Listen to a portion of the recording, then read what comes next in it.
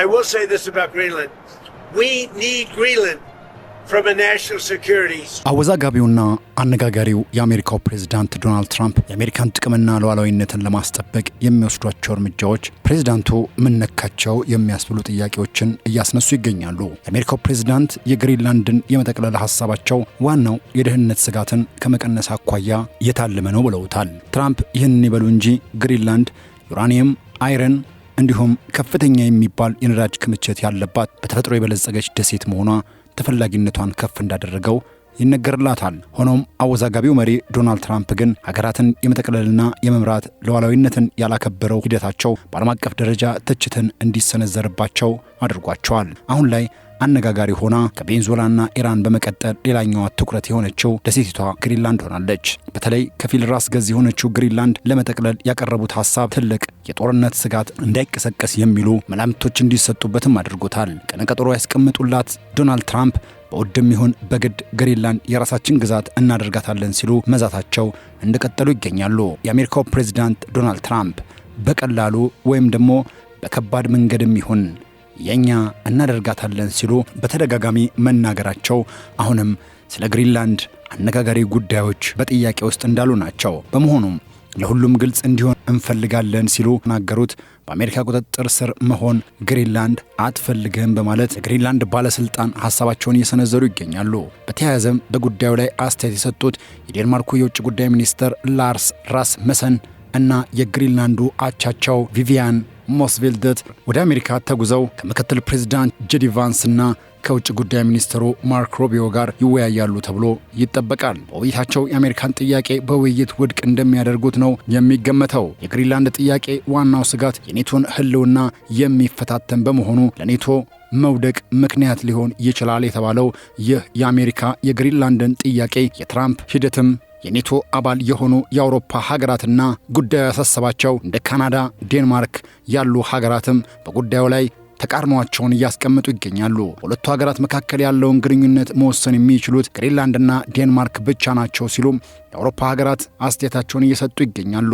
ይህ ጉዳይም የኔቶን ኃያልነትና አጋርነት ተጠይቅ ውስጥ የሚያስገባ እንደሚሆንም አስተያየታቸውን የሚሰጡ የፖለቲካ ተንታኞች ስጋታቸውን ማስቀመጣቸውን ሮይተርስና ቢቢሲ በዘገባቸው አስፍረውታል። ትራምፕ በመጀመሪያው የስልጣን ዘመናቸው ጀምሮ በአውሮፓውያኑ 2019 ግሪንላንድን ለመግዛት ጠይቀው ደሴቲቷ እንደማትሸጥ እንደተነገራቸው የአደባባይ ሀቅ ነው። የሰሜን አትላንቲክ ጦር ቃል ኪዳን ኔቶ አባል የሆነችው የዴንማርኩ ጠቅላይ ሚኒስትር ሜት ፍሬድሪክሰን ወታደራዊ እርምጃ የጦር ቃል ኪዳን ድርጅት የሆነውን ኔቶን የሚፈታተኑ ጉዳዮች ተጋርጦበታል ሲሉም ተናግረዋል። ኔልሰን ስለሰጡት አስተያየት የተጠየቁት ትራምፕ እሱ የነሱ ችግር ነው፣ በዚህ ሐሳብ አልስማማም ሲሉ አንድ አዲስ ነገር ግን ይከናወናል ሲሉ መናገራቸው ተደምጧል። እየከረረ በመጣው የደሴቲቷ ጉዳይ ግሪንላንዱ ጠቅላይ ሚኒስትር ጂኦፖለቲካዊ ቀውስ ተጋርጦብናል ሲሉም የተናገሩ ሲሆን ነገር ግን የደሴቷ አቋም ግልጽ መሆኑን አስረድተዋል።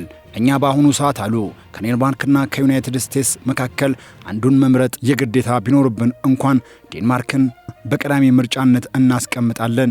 ይህ ቁርጥ ውሳኔያችን ነው ሲሉ ተናግረዋል።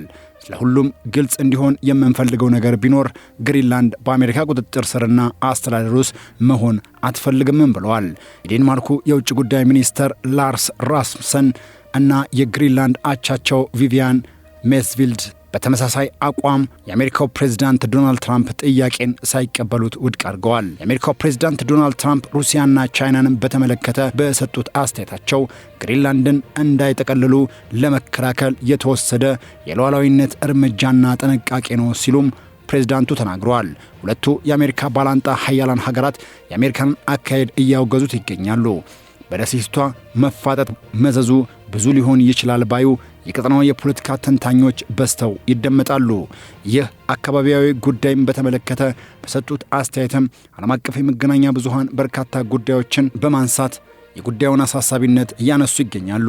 የአሜሪካ መንግስት የኔቶ አባል የሆነችውን ዴንማርክን ከፊል ራስ ገዝ ግዛት ለመግዛት እያሰበ መሆኑን ቢገልጽም በኃይል የመጠቅለል አማራጭን ከጨዋታው ውጭ መሆኑንና አለመሆኑን ግን እስካሁን አሜሪካ በግልጽ አላስቀመጠችም። የማስፈራሪያ ዛቻዎችና ንግግሮች ቢደረጉበትም ሁለቱ ሀገራት ዴንማርክና ግሪንላንድ ለሽያጭ እንደማትቀርብ የተናገሩት የደሴቷን ጉዳይ ዴንማርክ ወታደራዊ እርምጃ የትራንስአትላንቲክ የመከላከያ ጥምረትን እንዲያበቃለት እንደሚያደርግም የማስጠንቀቂያ መልእክት እየሰጠች ትገኛለች። የአሜሪካው ፕሬዝዳንት ዶናልድ ትራምፕ በበኩላቸው ወታደራዊ ኃይል መጠቀምን ጨምሮ ግሪንላንድን የአገሪቱ አካል ለማድረግ በሚያስችላቸው የተለያዩ አማራጮች ዙሪያ ውይይቶች እያደረጉ መሆናቸውን ነው ዋይት ሀውስ ባወጣው መግለጫ መናገሩን ቢቢሲ አስፍሮታል።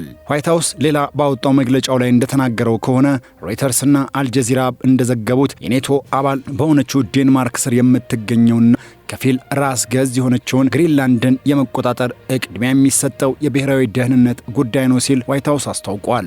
ነጩ ቤተ መንግስት ይህንን አስተያየት የሰጠው ትራምፕ የአርክቲክ ደሴትን ለመቆጣጠር ባላቸው ጽኑ ፍላጎት ምክንያት እየተገፋች ካለችው ዴንማርክ ጎን የመቆሙ የአውሮፓ መሪዎች ይህንን አስተያየት የሰጡት ትራምፕ የአርክቲክ ደሴትን ለመቆጣጠር ባላቸው ፍላጎት ምክንያት እንደሆነም ተነግረዋል። እየተገፋች ካለችው ዴንማርክ ጎን የቆሙ የአውሮፓ መሪዎች ከአገሪቱ ያላቸውን ድጋፍ ከገለጹ ከሰዓታት በኋላ የአሜሪካው ፕሬዝዳንት ዶናልድ ትራምፕ በበኩላቸው እንደተናገሩት ከሆነ እዚህ ሳምንት መጨረሻ ላይ አሜሪካ ከብሔራዊ ደህንነት ጋር በተያያዘ ምክንያት ግሪንላንድን እንደምታስፈልጋት ደጋግመው ሲናገሩ ቆይቷል።